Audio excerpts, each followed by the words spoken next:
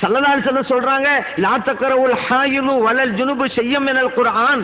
மாத விலக்குள்ள பெண்களும் குளிப்பு கடமையானவர்களும் குர்ஆனை ஓதக்கூடாது. திர்மிதியிலே பதிவு செய்யப்பட்ட ஹதீஸ். மேலும் ஸல்லல்லாஹு அலைஹி வஸல்லம் சொல்றாங்க, லா யமஸ்ஸல் குர்ஆன இல்லா தாஹிருன். பரிசுத்தமானவங்க தான் குர்ஆனை தொடணும்.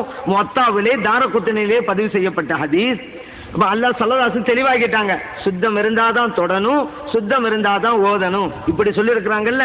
இன்னைக்கு வஹாபி என்ன சொல்றாங்க, யார் வேண்டுமானாலும் தொடலாம், யார் வேண்டுமானாலும் ஓதலாம், சுத்தம் இல்லாவிட்டாலும் பரவாயில்ல, மாத சொல்வதற்கு கூசுகிறது, மாத விலக்குள்ள பெண்களா இருந்தாலும் பரவாயில்லை, குளிப்பு கடமை நிலையில் இருந்தாலும் பரவாயில்லை என்று இன்றைக்கு வஹாபியர் சொல்கிறார்களே, அவர்கள் அதற்கு ஆதாரமா ஏதாவது காட்ட முடியுமா? அல்லாஹ்வுடைய ரசூல் சொல்லியிருக்காங்க, ஒரு ஆதாரத்தை காட்டட்டும் பார்க்கலாம். 1 லட்ச ரூபாய் பரிசு, நம்ம ஏற்கனவே 10 கேள்வி வச்சிருக்கோம்ல, அதுல இது ஒண்ணு. அல்லாஹ்வுடைய ரசூல் ஸல்லல்லாஹு அலைஹி சொல்லியிருக்கிறாங்க, சுத்தம் இல்லாவிட்டால் ஓதலாம், சுத்தம் இல்லாமல் தொடலாம் என்று. ஒரு ஹதீஸை காட்டட்டும், ஒரு பலவீனமான ஹதீஸை காட்டட்டுமே.